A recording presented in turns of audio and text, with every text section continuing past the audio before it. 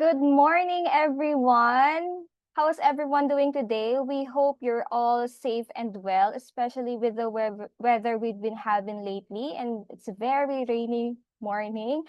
I'm Anne, the marketing supervisor here at the Zalamea, and I am joined today by Sky from the marketing team as well. We're very excited to welcome you to our webinar, Turn Employees into Brand Champions, Employer Branding Strategies. In today's competitive talent market, employer branding is more than just marketing. It's a strategic advantage. When your employees become your strongest advocates, you build trust, attract top talent, and foster stronger engagement across the organization. Right, Sky? Yes, you're right, Anne. Employer branding has become a game changer. That's why in this session, we'll uncover what makes an authentic employer brand and how to inspire genuine employee and advocacy, and practical ways to activate your workforce as brand champions. Of course, backed by real world examples and insights. Now, as we go along, we encourage you to send in your questions through the Q&A chat box. We'll take them up later and discuss as much as we can during the Q&A portion. And now, we're very pleased to be joined by Ina Viloria, the General Manager of Crimson Berry Digital Marketing. With more than 20 years of management experience across various industries, she brings a wealth of knowledge and skills in sales, customer service, marketing, project management, business development, and product development. And many of you may remember her from our past sessions, most recently when she spoke about why both B2B and B2C brands need to show up on social media, where we explored how brands use social platforms to build trust and influence decisions. And with that, I now turn over the virtual floor to Ina. Hi, Ina. Hi, ladies. Good Good morning. Good morning. morning, everybody. Thank you for that nice introduction and for inviting me back to Zalamea's webinar series. Um, there's a lot to cover. We've talked about employer branding in the past. It's always nice to keep coming back to it. So we actually have a YouTube channel. So all our webinar guestings are over there. I saw a question in the chat just a couple of minutes ago asking if they can get a copy of this presentation, and the answer is yes. Everyone who registered for this webinar will get a copy of this presentation, and after a few weeks, you guys have the first dibs on the video. Unlisted muna siya sa aming YouTube channel. Kayo muna makakapanood. And then a week after that, it will be made open to the public. And I look very washed out kasi ang dilim sa labas. Sorry na, wait lang. Let me just turn on the light. Is everyone safe and dry?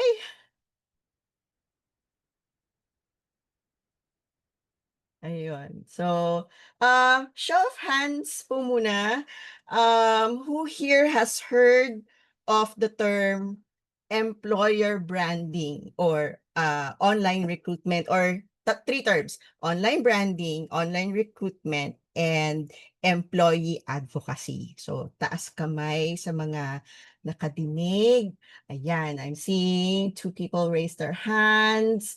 Kaway-kaway. Yes. So I see it. Thank you, Julie. Thank you, Anna. Thank you, Diane. And another Diane. So I see two Diane. I actually see my clients here. So medyo may konting kaba kasi sila din ang mismong kliyente namin pagdating sa employee branding and CorpCom. Yeah. So let me share my screen. Game. So thanks, ladies. Thanks, everyone, again. So today we are going to be talking about how to turn employees into brand champions. So employer branding strategies na merong employee advocacy. Yun. So a little bit before we dive into it, who is Crimson Berry? We are a full-service digital marketing agency since 2017, and we are passionate about helping brands thrive in a digital-first world. We connect you with with your customers in smarter ways to help you achieve your business goals. And with case of HR, your business goal is getting applicants and getting good hires for your company. So we will help you with that with social media. Some examples, we have helped other brands with, again, employer branding and online recruitment, corporate communications, brand development, and inbound marketing and leads generation. As mentioned by Anne, my topic last time that I was here in Zalamea's webinar series was all about actually B2B and B2C. So yun sa inbound marketing and leads gen. But today our focus is in the first topic, which is employer branding and online recruitment. So just some of our clients for this particular topic. We've been doing Meralco Career since 2020. For the past 2 years, we did EPLDT, Majestic, CDC Manufacturing, and Red Maple Group. So with some of these, like EPLDT and Majestic, we are doing 3 content pillars with them. So it's corpcom, so corporate, consumer, and career. So corporate communications, consumer, or for products and services, and career. So, but we'll focus today with the third column, which is career. Yeah. So today's webinar, if you've received the invite, ito yung agenda natin for today. So one is how to build an authentic employer brand that resonates from the inside out. Number 2, ways to inspire employee-led advocacy without it feeling forced. Number 3, what drives engagement and retention through culture-aligned branding. Number 4, real-world examples of effective employer branding in action. And lastly, we will tackle practical tips to activate your workforce as brand champions. Okay, so, but first, hindi lahat nakapag-raise ng hand sa, in terms of, nadinig nyo na ba what is employer branding? So let's go into that. But first, what is employer branding? Employer branding refers to the process of creating and managing an organization's reputation as an employer. A company's brand is not only important to customers, but also to job seekers and employees. It involves shaping and promoting the image, values, and culture of a company to attract and retain top talent. Employer branding encompasses various strategies and activities aimed at establishing a positive perception of the organization among current and potential employees. Suma total, it is who you are as an employer. Yeah. So is it different from your corporate brand and your consumer brand? Like you heard me say kanina, we do also different content columns for our clients, diba? So parang you heard corporate brand, and there's consumer brand, diba? So parang, and then there's employer brand. How does it all play together or come together? So all of it is part of your organization's overall brand DNA. So corporate brand, let's talk about that first. Your audience there are your investors and stakeholders. So it's how multiple stakeholders, such as investors, influencers, or the government think and feel about your company. For consumer brand, your audience there are your customers and your partners. So how consumers and partners think and feel about the products and services produced by your company. And then employer brand, it's how candidates and employees think and feel about your company as a place to work. So in the middle of that is your brand DNA. Place your brand DNA at the heart of your content and communications to build consistency and trust. So all of these should be consistent, should have the same message, but different audience, different heart, kumbaga. But it is part of the same whole.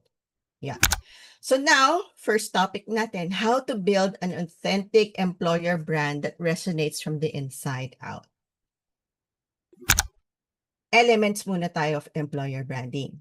Yeah. So it's your number 1 would be your employer value proposition or your EVP. So minsan we're for HR professionals, from what I understand, also as general managers, I sometimes wear the hat of an HR. Just, I do the recruitment and I take care of the people. Sometimes we're focused on recruitment. We forget that there has to be that EVP. And it's not like, oh, let's have an EVP so that we can have a video, we can have an AVP, an audio visual presentation. No, no, no, no, no. You have to you have to solidify muna yung employer value proposition mo talaga. Because that's also what we need as a digital marketing agency. We go like, okay, what is the heart? What is the core? Because that's what we will need to communicate to your target audience, diba? So more on that. So employer value proposition or your EVP, these are your unique set of benefits and rewards that employees receive in exchange for their skills, experience, and commitment to the organization. The EVP communicates what makes the company an appealing place to work. So it should answer the question, why should I apply with you? Yan. The next element is your company culture. It involves defining and cultivating a positive work environment, the values and norms that align with the organization's mission vision. A strong and authentic company culture helps attract individuals who resonates with those values. So it's not enough to just plaster the mission vision on a billboard in the office, or it's like part lang ng handbook. Sinasabuhay ito. Diba? So next would be part ng employer branding, recruitment and selection. The employer branding extends to the entire recruitment process. So it includes creating the compelling job ad, the job post, optimizing the candidate experience, ensuring consistency in messaging and branding across different recruitment channels. Just like in B2B or B2C, the customer journey is important. From the first time they hear about you, your brand, your service, your product, up to when they consume it and tell their friends about it, diba?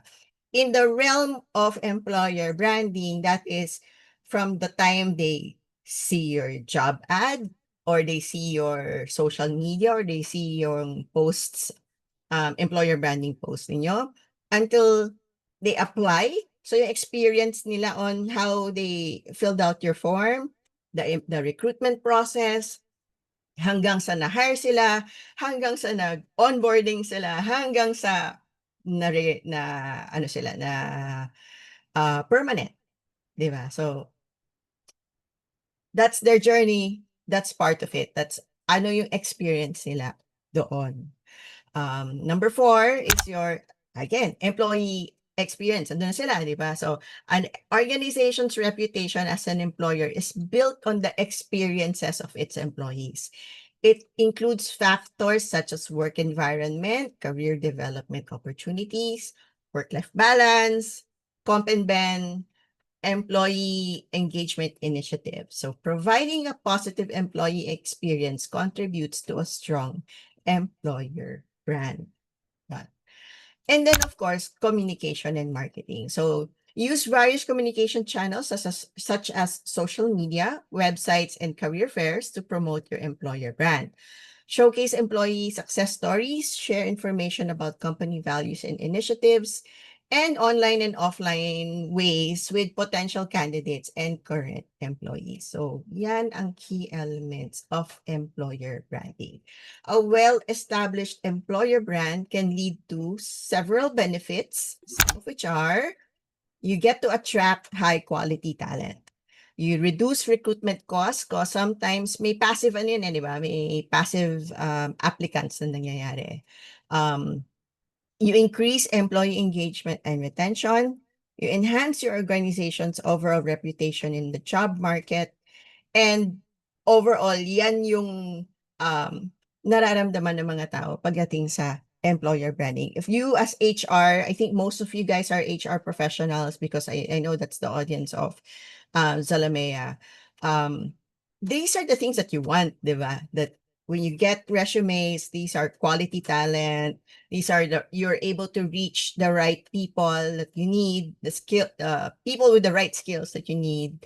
The cost to acquire that applicant, mababa ang cost natin. Social media is free unless you're going to do job ads. So that we can help you with. But most of the time, it's if people are following your company, waiting for work opportunities, no, yeah, as soon as you post it, they're engaging in your brand, apply na sila, di ba? Or they get to see the content being fed to them in their For You page.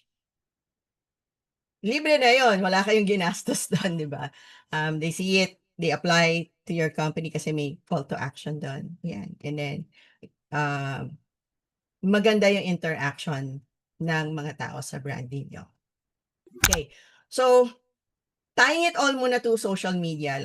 This I shared in the last webinar, but I think it's nice to think back. Bakit nga ba natin kailangan gamitin ng social media for employer branding? So the key here is be where your candidates and employees are hanging out online. If you notice, most of your workforce are now millennials. In 5 years' time, the majority of the workforce are going to be Gen Zs. Kasi 'di ba sino ba yung mga fresh recruits ninyo, mga fresh grads? It's the Gen Zs actually. Gen Zs are really part of your starting workforce now, but your millennials are actually like your middle managers now. Your Gen Xers are probably your directors, and your C-suite already. So for you to be able to attract more of the Gen Zs and the young millennials, go where they are. And they are hanging out on social media. So just let me share with you some data from Feb 2025 in terms of the Philippines. The number of social media accounts, 90.8 million. We are so social media centric. And the average daily time spent on social media is 3 hours and 32 minutes. Wow lang. 1 hour sa commute, 1 hour sa lunch, 1 hour after 1 hour and a half after dinner, 'di ba? Doon tayo nagdo-doom scroll. O baka, okay, sorry na, just like me, 3 hours na ako doom scrolling sa gabi. I work in social media po. So, yan. Condensing that whole 300 plus slides for you guys, we came up with this chart as to nasan nga ba talaga, ano mga platforms ginagamit ng Pilipino on social media. Of course, number one is the juggernaut, Facebook. So if you need a huge reach, post kayo sa Facebook, leverage on that. That really most of the Filipinos are on Facebook. Caveat nga lang dyan, Gen Zs don't like Facebook. They are on Instagram right away. They are on TikTok right away. Why? Because their titos, titas, lolos, lolas, parents are on Facebook. So they don't want to be on Facebook. They can have Messenger. Di ba ngayon, you don't need to have a Facebook account to be on Messenger. So they can have Messenger, but they're not on Facebook. They are directly on Instagram. They are directly on TikTok. Look at how huge TikTok is. It is 2/3 the size of Facebook here in the Philippines. And then of course you have your Instagram, LinkedIn, X, formerly known as Twitter, and then Reddit. The reason I like seeing this chart is look at how much time Filipinos spend on Facebook and TikTok. On TikTok, average time per user per month, 40 hours and 39 minutes. According to TikTok themselves, which we met with them back in April, that's around 80 minutes per day average. But take a look at the data ng LinkedIn. This is our conundrum actually. We like LinkedIn for online recruitment, for employer branding. Kaso mo, 15 minutes average time per user per month. 'Di ba? Do people really hang around LinkedIn? Not really. For our case, for HR, mga nag-actively looking for work, they would be on LinkedIn. They are updating their CVs, they're trying to connect, they're reaching out, they are hanging around on LinkedIn. But most of the time, they're not there. They're mostly on Facebook and TikTok and Instagram. So this is also why we are encouraging our clients to not just limit social media presence to Facebook and LinkedIn. Open na rin ng Instagram, open na rin ng TikTok. So you think na parang, oh, we're spreading ourselves too thin. You can always repost what you make for Facebook and LinkedIn for TikTok. Kasi pwede na ang photo sa TikTok, pwede na ang carousel sa TikTok. Hindi lang videos meron sa TikTok. But of course, any vertical video that you produce can be reposted on Facebook, TikTok, actually YouTube, Instagram, LinkedIn, kaya din, and X kaya din. Kaya nilang lahat yung 9x16 na vertical. Cross-post muna, the best content creators in the world and in the Philippines, they just cross-post. It's just that aalamin mo lang na, okay, pag hard sell recruitment to, hindi masyadong magfa-fly sa TikTok. Pag medyo culture, showing how fun your environment is, hindi masyadong magfa-fly yan sa LinkedIn, but it will be patok sa TikTok. Ganon. But just keep reposting. And then the content will find its audience. Yeah. So, pag medyo malaki na yung bandwidth ng team who does the content, maybe you can consider creating different kinds of content per platform. But on the normal, cross-posting should be fine. Yeah. So just to give you a landscape of where people are in terms of the generation. So Facebook, Instagram, and TikTok kind of all look alike. We're in majority will be your Gen Zs, followed by your millennials, followed by your Gen Xers and boomers. But LinkedIn medyo baliktad. Baliktad. Different. So your millennials and elderly Gen Z. Tama ba yung term ko yun? Mga, yun, older Gen Z. They are there on LinkedIn. Ayan. So, the rest of the data, feel free to go to datareportal.com, and every year they share out itong klaseng report na to. It's one of my favorite reports. And then quarterly they do a global update. But I love the fact that we have the Philippine context on this report. So just to give you a recap, again, mahaba tong report na to. Massive adoption in the Philippines. That 90.8 million social media users are actually 93% of our internet users in the Philippines. Malaki siya, di ba? May overlap kasi nga people have multiple accounts. So time spent on the platforms, 3.5 hours, global average of 2.5 hours. So mas mabad tayo sa SOCMED. It's really mobile first. And yung mobile first, 87% of web traffic is mobile, 80% of social media users access platforms via smartphones. And influencer impact, 43.9% of Filipino internet users follow influencers, which is the highest globally. 60% use social media for brand discovery versus 48.9% globally. Ano yung context yan for HR professionals as you guys? People listen to other people, not just to brands. Actually, they would listen more to people than to brands. So, context natin again today, we would want to use your employees as brand ambassadors, as brand influencers to help your online recruitment and employer branding. Yeah.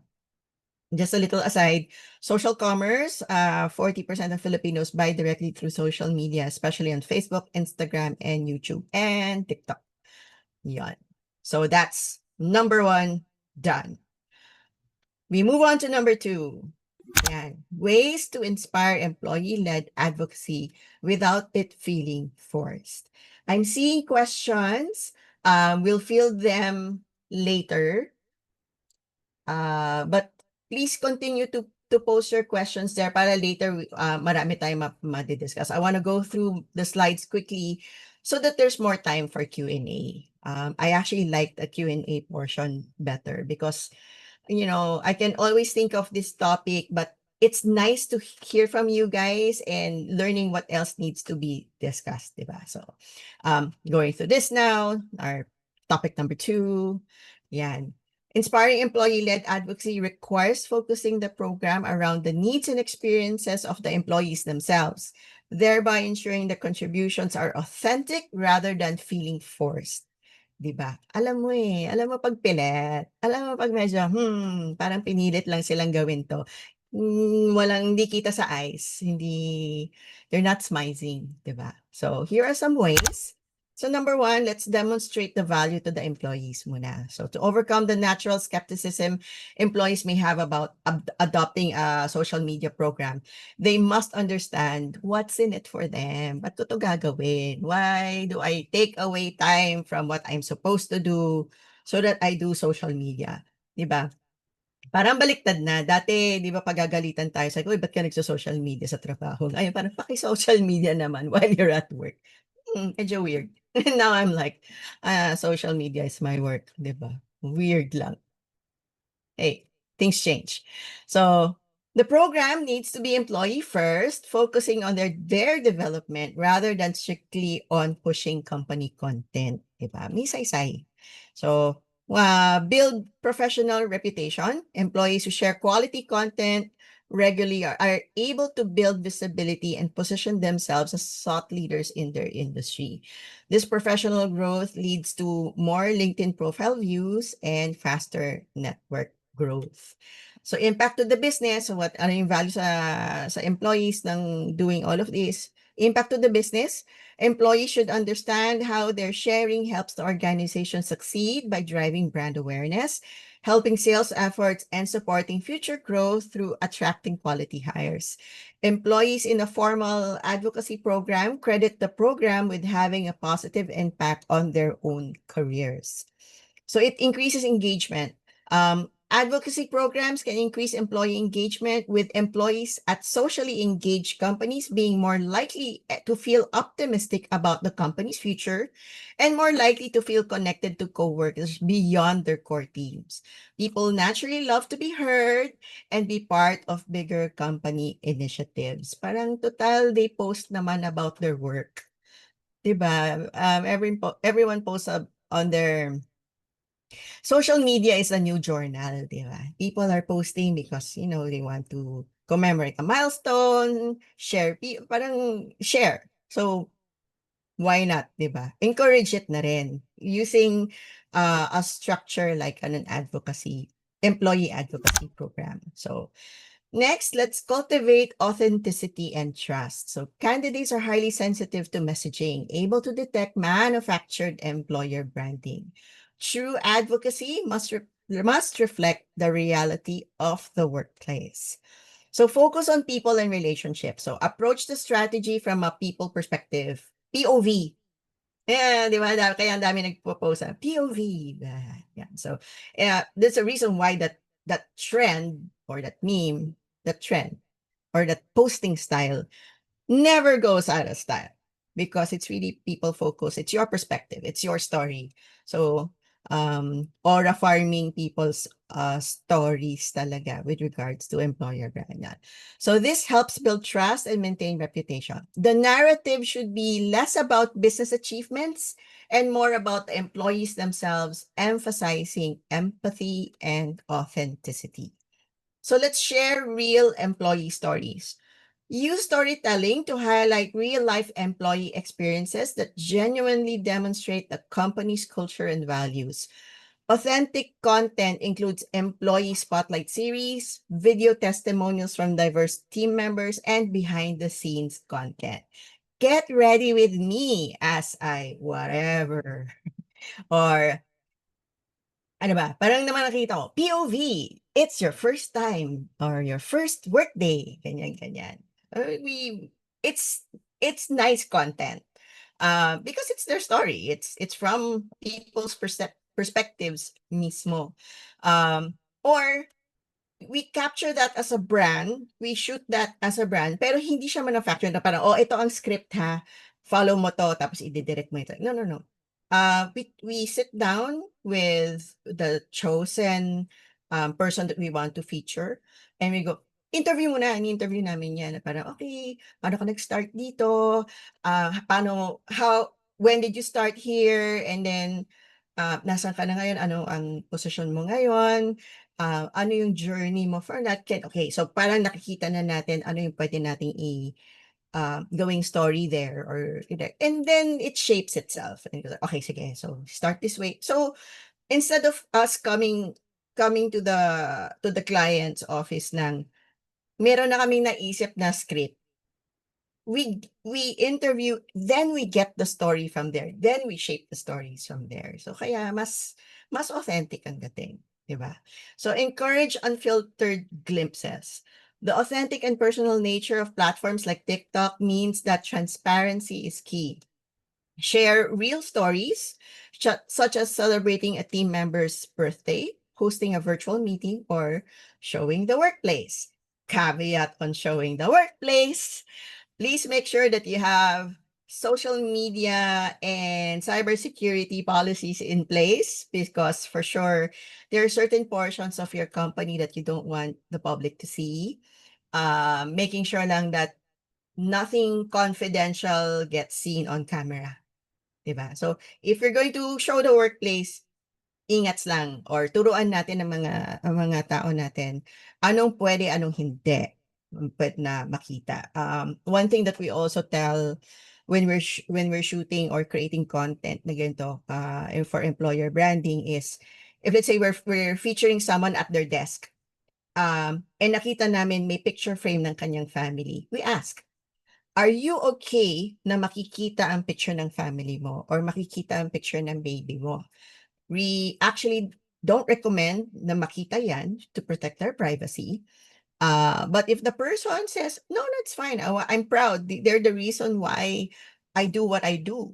They're the reason why I'm motivated to work. Okay, so we get their consent, sige, okay. But otherwise, diba, those are things that we blur on post-prod na parang kung hindi namin nakuha yung consent ng tao, di ba? Parang, ay, medyo private yan, or hindi masyadong nalinis yung desk. May mga papel-papel na hindi dapat nakikita. It's like, blur that, or sa screen, ang nakalabas is some spreadsheet na hindi dapat nakikita sa labas ng kumpanya. Blur!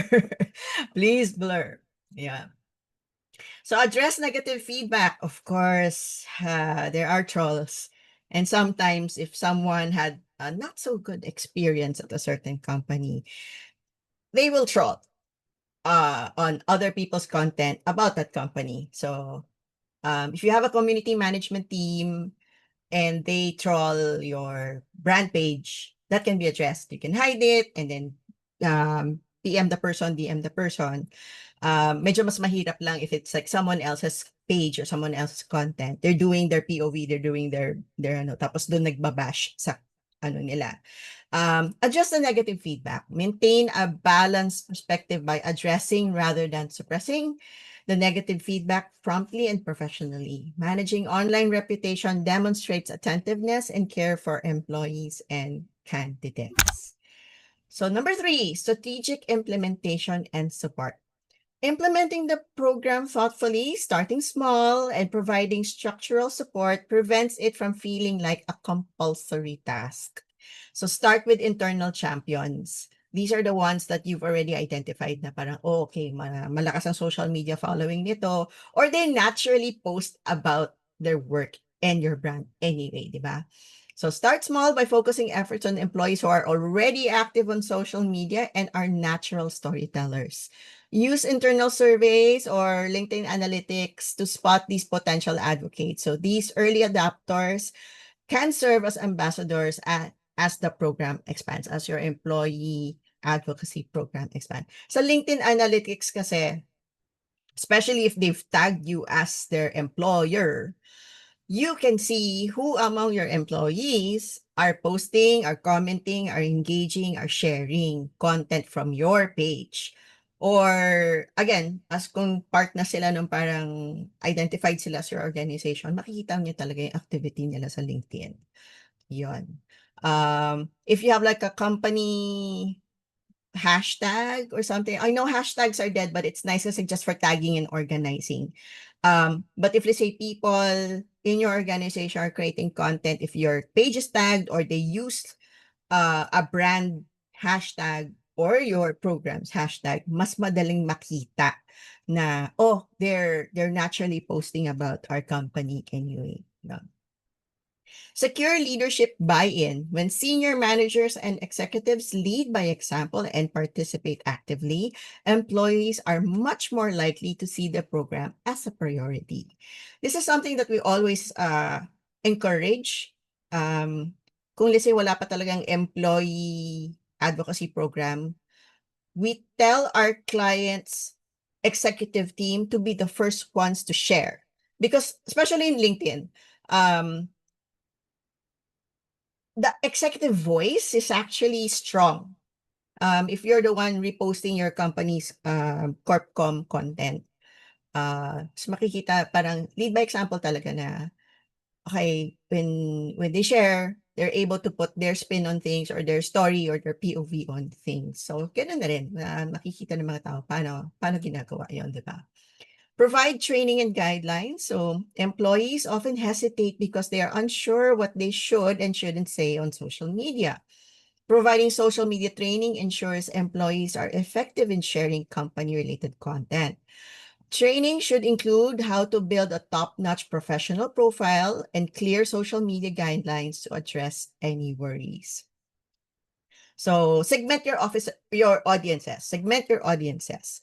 Since different employee groups have different interests and motivations, segmenting employees is vital.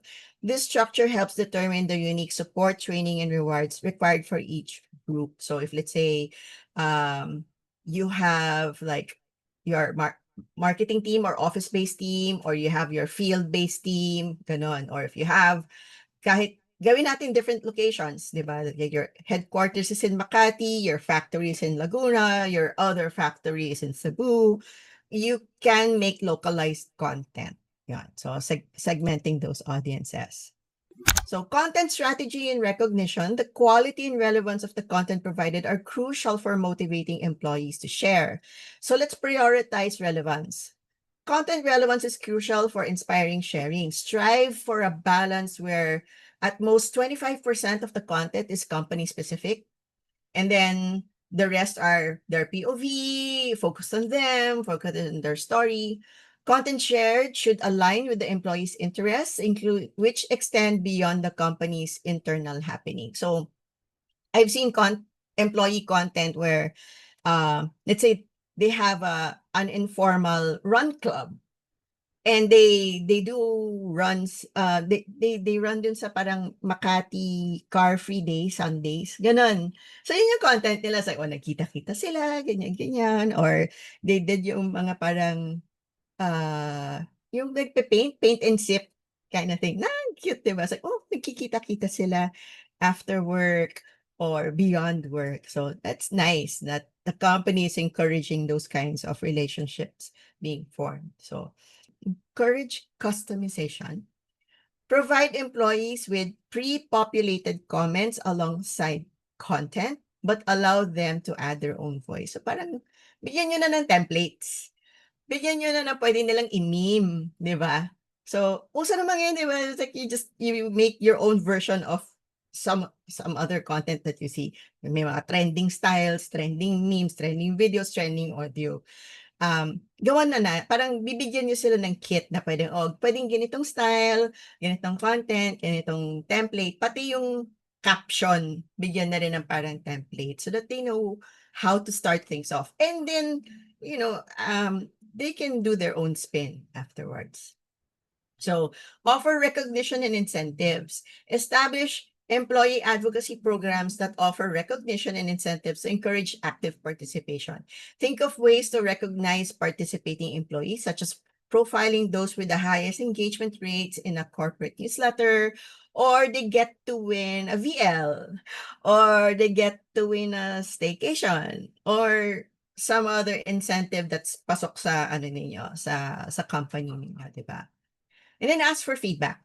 Incorporate input from employees to continuously improve the advocacy program, as well as outward-facing marketing and PR activities. Like, kamustahin din sa marketing na parang, okay, we're doing this employee advocacy.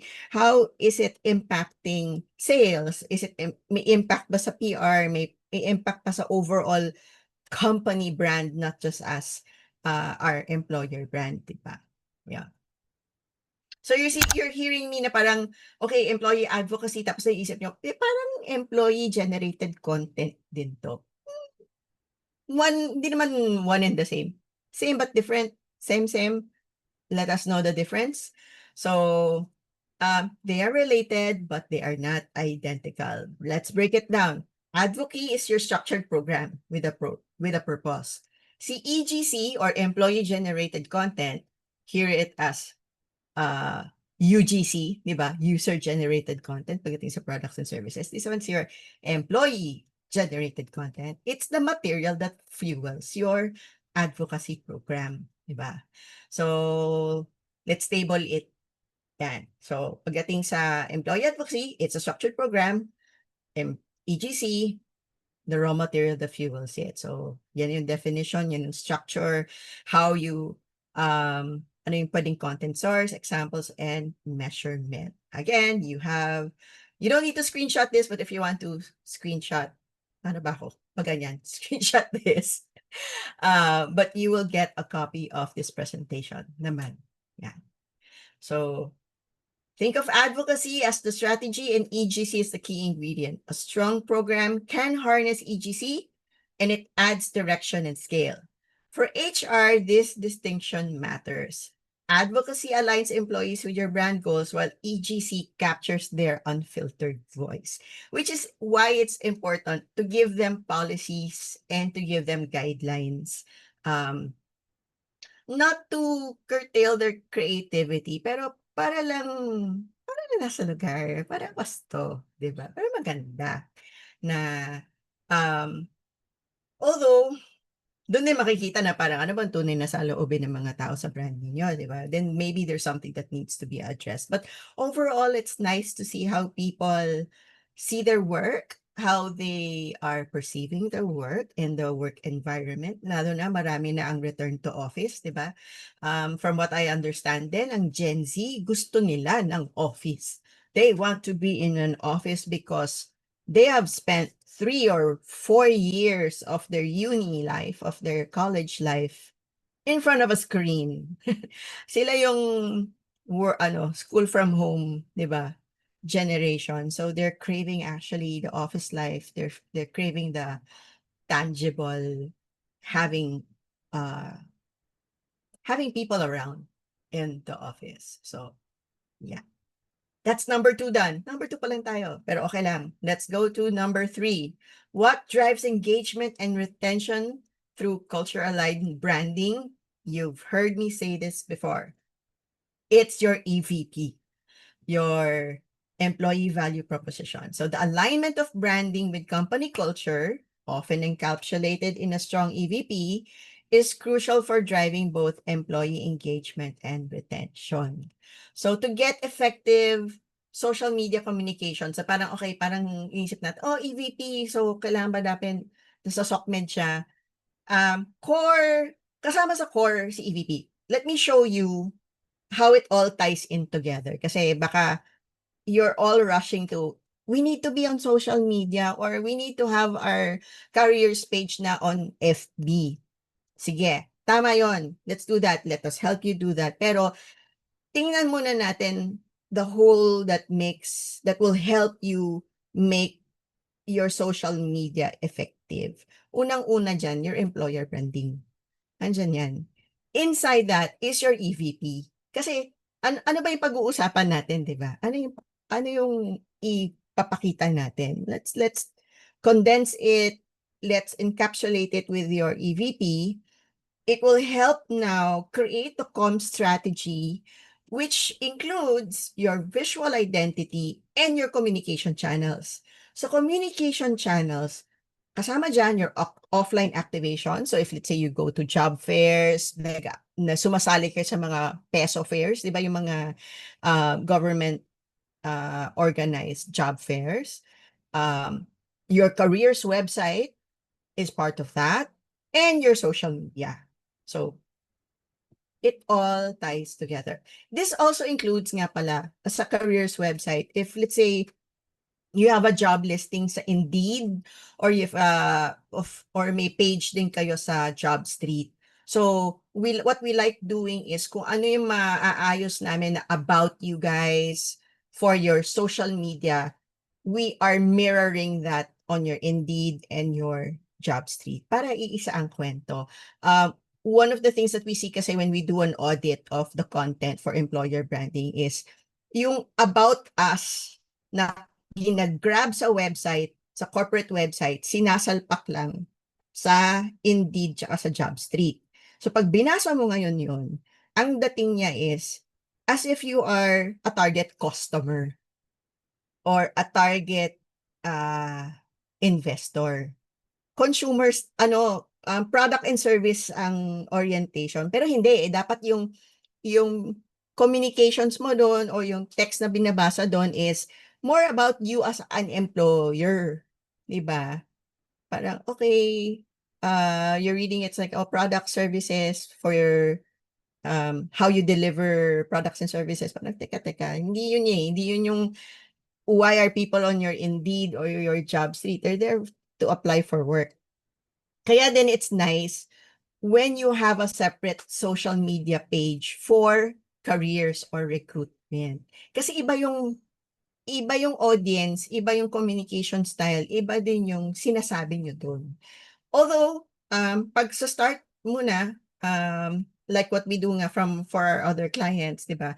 It's one in the same page, tapos may content columns lang kayo. But pag madami na kasi yung content, makikita natin, nadadilute yung, kunyari, talagang there is a thrust for sales. So, lead gen dapat yung page na yon, pero medyo nagugulo pag linagyan natin ng hiring or jobs. So, then it merits ngayon na may separate page na si careers. But again, pag sa simula, pag hindi pa masyadong maraming content, sama-sama na muna. But again, pag nakita natin, okay, mukhang time na, separate na natin yan. Or, kung sa simula't sa poll pa lang, you understood, no, we don't want to dilute the messaging. Gusto namin ito, puro careers lang. Okay, then let's create your careers page, di ba? Yan. So, let's go now into how to build a strong EVP. Disclaimer, again, I am not HR, but we help a lot of companies kasi with employer branding. Kaya medyo nagigets na rin namin the value of the EVP. Diba? So, one, do your research. Talk to your employees, survey your employees and candidates to understand their priorities. Ano ba gusto nila? Are they just looking for pay? Are they looking for career development? Are they looking for a nice work culture? Diba? What motivates them to have joined your company? Or bakit kayo nag-apply? Diba? So, define your pillars, include competitive compensation, your benefits, career dev, positive work environment, meaningful purpose. Differentiate it. Highlight what makes your organization unique, di ba? Meron ba kayong unique perks? Meron ba kayong pa-breakfast? Kasama ba ang free shuttle? O, di ba? Yung mga ganyang perks ng company ninyo. So engage, involve leadership and employees to ensure authenticity and buy-in, as mentioned. Integrate, embed the EVP in recruitment, onboarding, and retention efforts. So everything from pre-recruitment, onboarding, you're getting them na as your employees and retaining them as employees. I've actually seen content that helps employer branding when someone is yung last day of work nila. Sobrang nakakatuwa yung content na yun. Naging trend sa TikTok. Na parang the theme there was the relationships that you build in the office because it was a good working environment, that there was camaraderie and the teams were built and, na maganda yung exit ng tao. The person is not burning bridges. So, alam mo yung like, pinupunta niya yung mga colleagues niya and you see it from peers to bosses to other cross-functional teams. Tapos parang nagtatap sila ng hand na gano'n. So, last day at work, pero maganda yung experience ng tao, kaya maganda yung content na ginawa niya. So, hanggang, I would say, until beyond retention, kung hindi mo na-retain yung employee, well, season, di ba? Meron din. Maganda yung EVP doon. So, measure and refine, track engagement, retention, and feedback to improve the EVP. There are tools to be able to do that. So, deliver, consistently fulfill EVP promises to build trust. Again, it is not just a video that you post and make people watch. It is something that your company lives on a day-to-day basis. So, example, join us for rewarding work, growth opportunities in the vibrant, inclusive culture. Kayo, meron kayo niyan. So, share na lang sa chat what do you know as your EVPs, diba? If you can put it in one sentence, what is your employee value proposition would be nice. For some of our clients, being Meralco Careers, it's building a brilliant future. I love it. So yun yung isang hashtag namin that we keep using in all the content as part of not for discovery, but more of as EVP, the branding, and for tagging the content, essentially. Yeah. So that was number 3. Let us now go to real-world examples of effective employer branding in action. So thank you sa mga nag-comment and sa Q&A. I love it. So Sky and Anne will help field those questions for later. So let us go to the real-world examples. Hindi na po ako nag-screenshot. We will share yung mismong real-world example.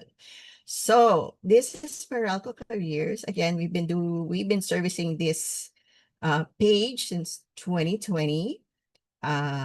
This one is one of the things I want to share with you guys. So, World celebrated Global Talent Acquisition Day. May know yan. What do you love about talent acquisition?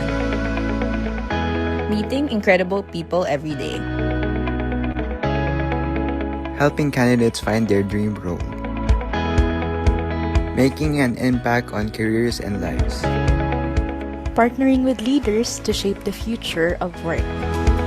Being part of someone's success story. That's why we love talent acquisition. We celebrate the people who connect talent with opportunity.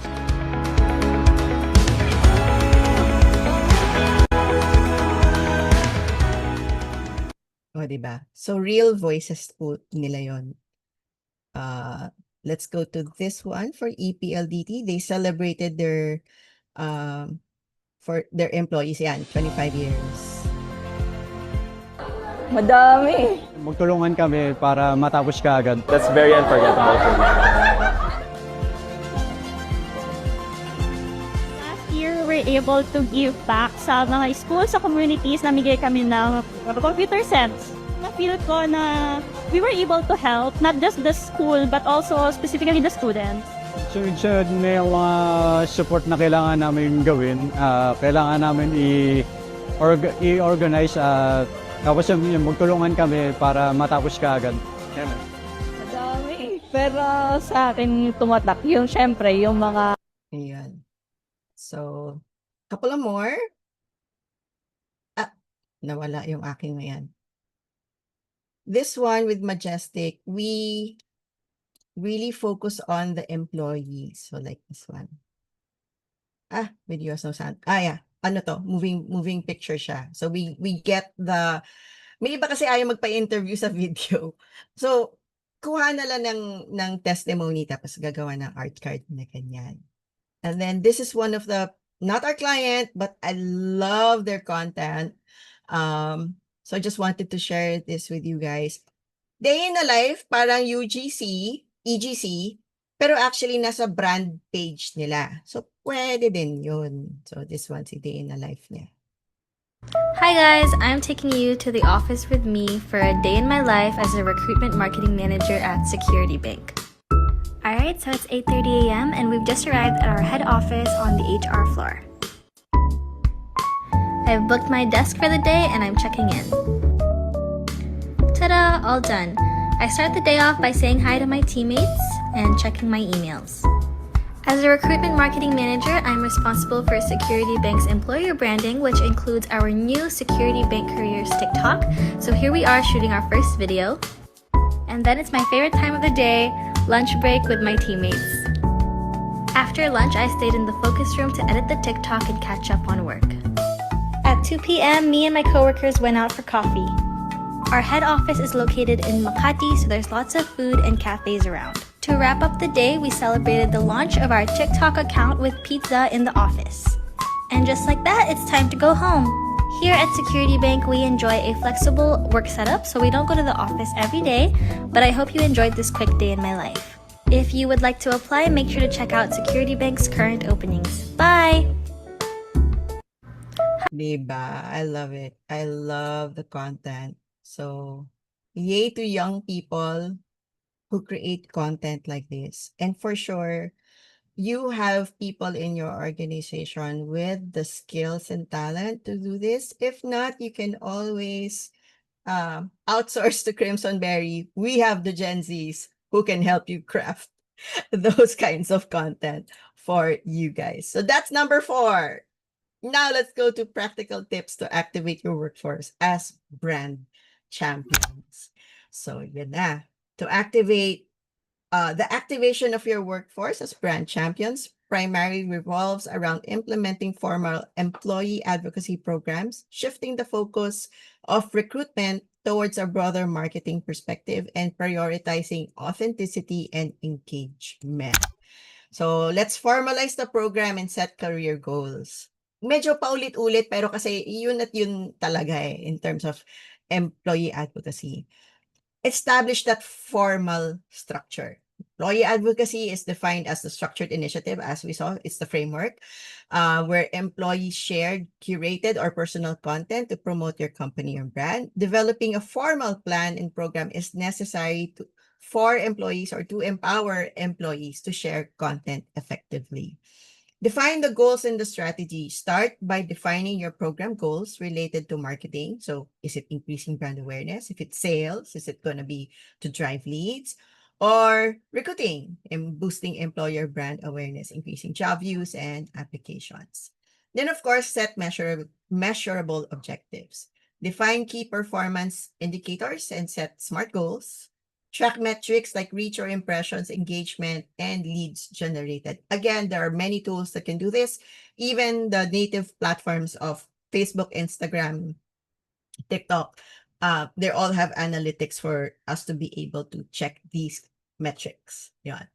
Implement analytics. Utilize comprehensive analytics frameworks to measure impact, tracking metrics such as time to hire reduction, quality of hire improvement, employee referral rates, and social media engagement. Sometimes it's as simple as asking during the final interview before your job offer, or even at the job offer. Parang, where did you first encounter that there was an opening here at our company? And then over time, track that. Para at the end of the year, you can go, okay, where are the channels where we got our frontliners, our middle managers, and our senior executives? This doon yung makikita. Parang, like, example, real life example. Frontliners, mostly Facebook. Marketing and product people, mostly Instagram. Now, medyo nasasama na rin si TikTok. And then, middle managers to senior managers, LinkedIn. Again, this is for one client. You can verify for yours as well, as long as you are tracking and measuring it, diba? So next, recruit and segment the right advocates. As mentioned, parang nagre-recap na tayo ngayon, di ba? And identify your social stars, focus initial efforts on employees who are already doing that, di ba? And they are very enthusiastic about the company, or they are natural storytellers. Build a cross-functional group.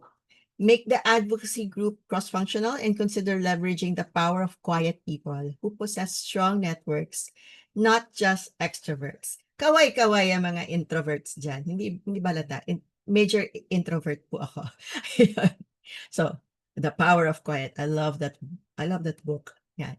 Secure leadership support. Again, getting the management buy-in, di ba? Obtain support from senior executives and managers and encourage their participation so they serve as role models for employees.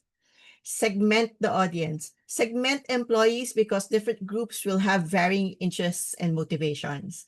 Clarify objectives for each segment and provide tailored support. So again, kung frontliner, baka day in the life yan. Pagdating sa, I'm seeing a trend now in terms of like middle managers and executives, yung what was, ini-interview yung mga managers, parang ambush interview, may lalapit with a microphone at their desk and say like, what was your course and where are you? What is your position now? 'Di ba? Meron bang dichotomy doon, parang kung let's say Chem-Eng yung course tapos biglang BizDev ka ngayon.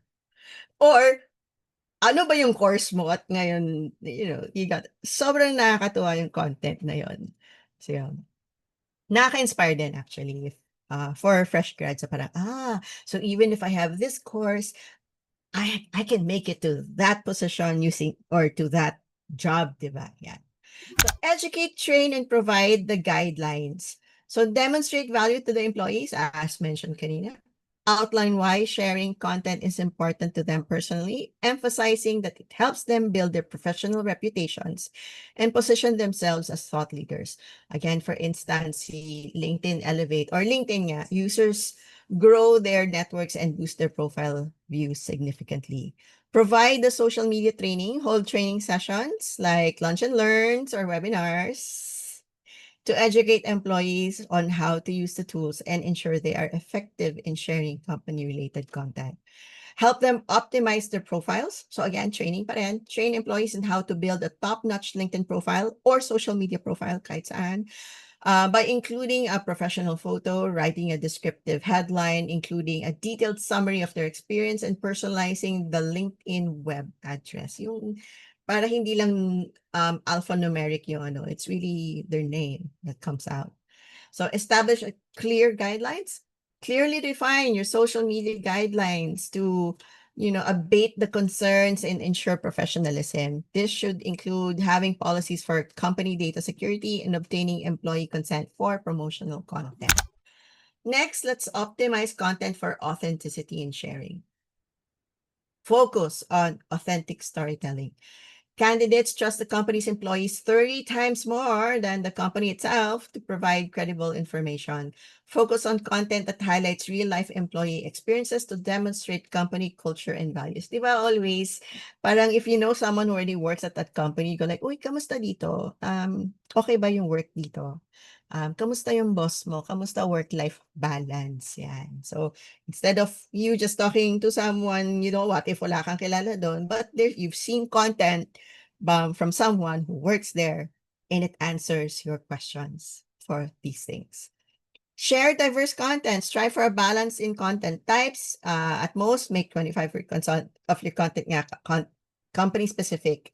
A successful formula is the 411 content rules. Like, ano yun? For every 6 pieces shared, 4 should be third-party/curated, 1 is owned or company-related, and 1 is promotional. Para may blend. Yan. Leverage EGC. EGC is the raw material that fuels advocacy. Encourage real, unfiltered glimpses such as employee spotlights, testimonials, day-in-the-life content, or videos showcasing team activities. Encourage interactive and dynamic content. Use videos and reels as this is the way to go. It is now 2025. Video. Encourage authentic representations of company culture via employee takeovers and live videos. Number 5, simplify sharing and maintain engagement. Make the sharing easy. Provide employees with relevant content in ways that making sharing effortless. This can be done through a weekly email newsletter highlighting shareable content, mga sample, mga pwedeng i-meme, pwedeng kopyahin, or creating a dedicated group on platforms such as Telegram or MS Teams. MS Teams. Pwedeng Viber po or whatever your platform is sa opisina, di ba? Yeah. So use technology, leverage internal tools and external employee advocacy platforms. Like, I'm not so sure actually, I think pa-sunset na tong si LinkedIn Elevate.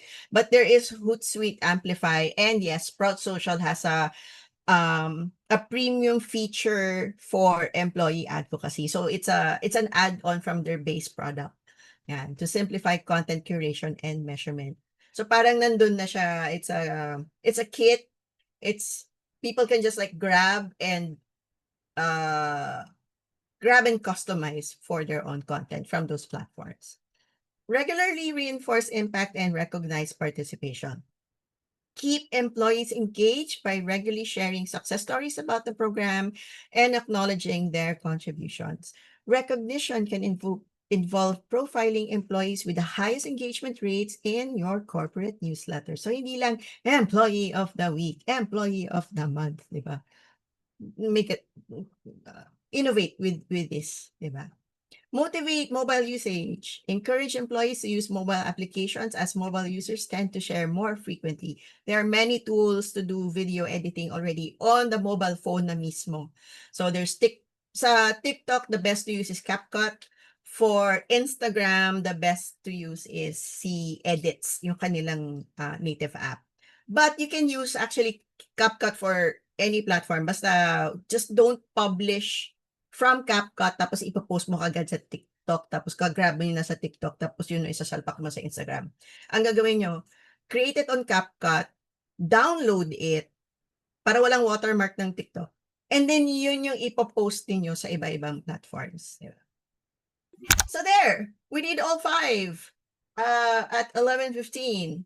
So if you are HR but forced to be marketing, kaya napunta kayo dito sa ating webinar, let us create your employer branding content and conduct trainings for employee advocacy for you guys so that you can focus on taking care of the people in your organization. Outsource yun na po sa amin. We have a wait list for this employee advocacy accelerator. So once we get like a certain number of participants for this program, we will launch it and you guys will be the first ones to know about it. Scan the QR code or type click our tiny URL there for you to be able to know when this employee advocacy accelerator program will be made available. And then for everything else, basta if you need help with digital marketing, get in touch with Crimson Berry. Here's our link in bio. Go ahead and book a discovery call with us or hit us up on our socials. We'd be happy to help you guys. And thank you so much, everyone. We are now going to go into our Q&A. Thank you so much, Anne. Over to you. Wow, let's give Ina a round of applause, everyone, and send your heart reactions. Thank you so much, Ina, for that insightful and engaging presentation. I'm sure everyone here picked up a lot of practical ideas and fresh perspectives on employer branding. For me, what really stood out in the presentation is how effective employer branding delivers tangible benefits. I've noticed that some companies stop at simply creating their mission and vision. And while those are very important, formalizing them into a structured program makes a real difference. And as Ina discussed, the benefits go beyond just attracting high quality talent, reducing recruitment costs, and increasing employee engagement and retention. So that's why it's important to formalize the program and set clear goals, because that's when employer branding becomes truly impactful. And at this point, we will discuss the questions from our participants. Please continue to send them through the Q&A chat box and we'll cover as much as we can while we have Ina with us. So for our first question, Ina, from Jonathan, is there a certain budget threshold to consider as effective when boosting your job ads on Facebook? Yeah, for Meta, no? Because really, Meta is still, again, king of social media here in the Philippines. From what we've experienced, if let's say you're recruiting for nationwide, again, there are so many people already doing ads on Facebook. So, you know this, it's an auction. It's a bidding system on Facebook. What we've seen for 2025, our recommended budget for ads, especially for nationwide campaigns, is 1,000 pesos per day per platform. Let that sink in. So, pwede ngang 1,000 pesos per day per campaign, per platform sa Facebook. Kung say you're also gonna run ads for LinkedIn, it's in US dollars kasi si LinkedIn, and ang minimum nila actually doon is 10 USD. So, we actually recommend going higher. So, the equivalent of 1,000 pesos there. Kung let's say localized naman kayo, let's say you're only recruiting for Cebu, or you're only recruiting for Laguna, if your factory or your office is in, let's say, Laguna Technopark. Your 500 peso budget may cut it, but I would recommend running it longer. But if time is of the essence, meaning you only have like a 2-week window, which is actually very maikse for ads, I would recommend going again to the 1,000 peso level. Because again, the more money you put in for ads, the more people will be able to see it kasi yung mas isasalang ng platforms yung ano mo, yung ad mo. So, hope that answers your question, Jonathan. Thanks for that, Ina. Yeah. And Hit for me the up if you team. need aside lang to people, if you need help with ads, we do ads. Kahit ads lang yung gusto niyo, we can do that. We are media buyers, or we can do ads for Meta, LinkedIn, TikTok, and Reddit. Yes, you can now put ads on Reddit, and we are media buyers for that. Yeah. Sorry, Anne. Yes, continue. So is it possible to have only one social media account per social media app for consumer branding and employer branding? Yes. Yes. As we showed you kanina sa examples namin, we do have clients that they only have one social media account but 3 content pillars. So, nandun lahat. Si corporate comms, si Bentables, yung kanilang consumer brand, and then a third content pillar, which is careers naman. So, yes, can. Walang problema yon. But then again, if it comes to the point na madami kayong kailangan i-post for employer branding, then it merits a separate account na for careers. Yeah. Yeah, I agree with that as well, Ina. So that's a great insight. For our next question, this one seems from a personal experience. So what to do with employees who say good things about the company? They will promote the company, but their actions are the opposite. They're always absent from work and try to get away from policies like that. So what are your thoughts on this, Ina? Kita ko yung question na yan. I'm also confused. So, wait, parang baliktad, no? Parang mas madami yung goody two shoes sa work. Tapos pagdating sa SOCMED, nang babash. Di ba? Parang mas ganun sorry na, yun ang pagkakaalam ko, di ba? Pero ito baliktad kasi hindi siya model employee, pero maganda yung sinasabi niya sa SOCMED. Yay to that. Then I guess you would have to like sit that person down privately. I'm putting on my general manager hat right now. If that's an errant, errant, may issue tayo sa employee na yun. Sit that person privately, discuss with them na parang etong mismong concern na to, and address it right away. I think speed is of the essence for this one. And take screenshots, resibo, para they was like, you know, kasi baka accusatory lang ang dating na parang, anong proof mo dyan? Ito po, resibo, for that. But, baka naman may concern nga si girl or si employee, for that. But yeah, yun. Hopefully that helps. Yes, thanks for that practical advice, Ina. So here's another one. When employees become brand champions, in your experience, what forms of reinforcement make the biggest impact? How can we apply those approaches to celebrate and sustain excellence in critical but less visible processes in operations, like from completing a task to value creation? So pag na-identify mo yung tao na yun as a brand champion, di ba? So brand advocate mo na siya. How would you reinforce that impact? Actually, it boils down to anong importante sa tao na yun. Di ba? Part ng pag-ano mo ng EVP, di ba? Is that person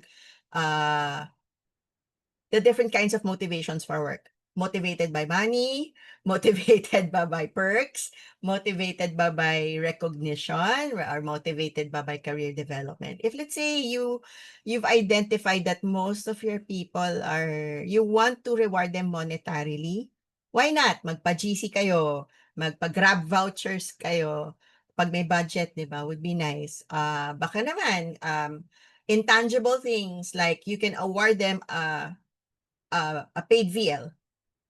Di ba? Beyond the 12 or beyond the 10 that you give normally, incentivize by giving that person a free VL essentially. Or kung meron kayong merch, kung ayan, di ba? Parang if there's premium merch in your office. Sorry na. One of our clients kasi, we get the merch, we get the Christmas merch. And then minsan dala namin yung Christmas merch na yun when we visit their office. They go like, "Paano ka nakakuha niyan? Ang ganda niyan. Kami wala niyan." I'm like, "Wala kayo nito." Premium item siya. Parang, di ba nice? O di, parang incentivize mo yung tao na yun. If it's, kailangan mahuli niyo yung kilite, di ba? Like as I mentioned in terms of EVP, kailangan mahuli ninyo what motivates your employees. In the case of Crimson Berry, since we're really remote, we're everywhere in Metro Manila. Pag Christmas season namin, the way we reward our berries, our berries, is we hindi lang pakain, may pa-event kami. Merong, like last year, we did the bake your own cake. Yung mga ganun, di ba? May mga cake studios na, not sponsored. I did it myself, DIY bakery. Again, not sponsored. And everyone went home with a 2-tiered cake. Di ba? Ang saya. And then the year before that, what I booked was a time zone birthday party. Time zone. So, as in, may guided games, but at the same, and then afterwards, 1 hour play all you want, only. So, natuwa yung mga kiddos. Kiddos, I feel so old. So, this year, the challenge is how to surpass all of those. Kasi hindi pwedeng mag-ulit. Diba? Kasi I also need to find out, mas gusto ba ng mga berries namin maglaro o mas gusto nilang ikain na lang yan? Diba? So, if they are food motivated, ay hahanap tayo ng marangya, hahanap tayo ng masarap, diba? Yeah. Yan. So, hopefully nakasagot. I hope Sana that all. helps. Sana all. Ako rin. Sana all. Sana kaya kong kainin lahat na hindi ako tumataba. Di ba? Yung ganun. Thank you for that, Ina. So we're down to our last question from Shaira. How do you gradually introduce this kind of employer branding? Like a day in a life videos, testimonials, or traditional organization? Like it will take so much time to pre-approve a simple video per post. Well, this is why you have to give templates. This is why you have to give guidelines. Total, sanay naman ang mga tao sa mga memes, di ba? They go on TikTok, they go on Instagram, they like a particular format. Kopya-kopya lang, di ba? You use the trending audio, you use the sequence, di ba? I-template ninyo para madali. So, anyone who doesn't follow the template, pwede yung, okay, let's take a look at it again. Pero kung straightforward lang na 30 seconds or 10 seconds, hindi man 10 seconds, minsan 20 seconds. Ano ba yung mga nausong trend? Si Jet2 Holidays, di ba? You see it's the same format. So, start simple by giving them a template. Show them examples to copy. Mauna kayo. Diba? Or let's say nga, if let's say you have an agency like Crimson Berry to help you out, we can create those templates. We can say, ito siya, ito yung sequence niya, ito yung guide, ito yung ano. Sample lang natin, like you saw, diba, si Security Bank, nauna yung mismong employer branding person to create that content. O di gaya-gaya na lang, kopyahin.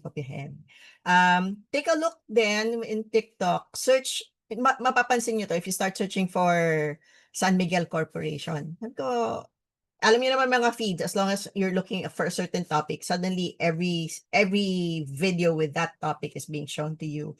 Napansin ko, pare-pareho yung nakikita kong day in a life from people who work at San Miguel Corporation.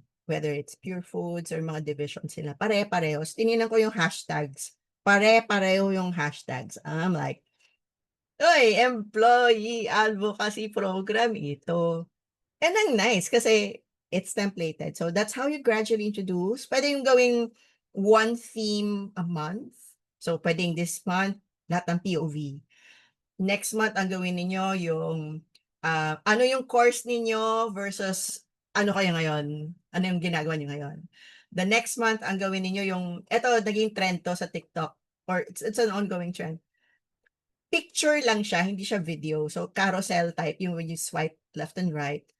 The first picture is your, parang your plan, my plan, saan niya gusto mag-apply na companies. And then you swipe God's plan, which is, nasan siya ngayon, anong ginagawa niyang trabaho, and all of that. So, yun. So, many ideas out there. Once you start searching for employer branding examples, the platforms will start showing you ano yung mga ginagawa ng mga tao ngayon.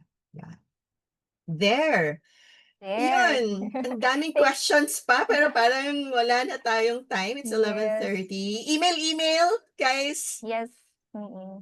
So, So, yes, Anne. if you have more questions, we can keep the conversation going.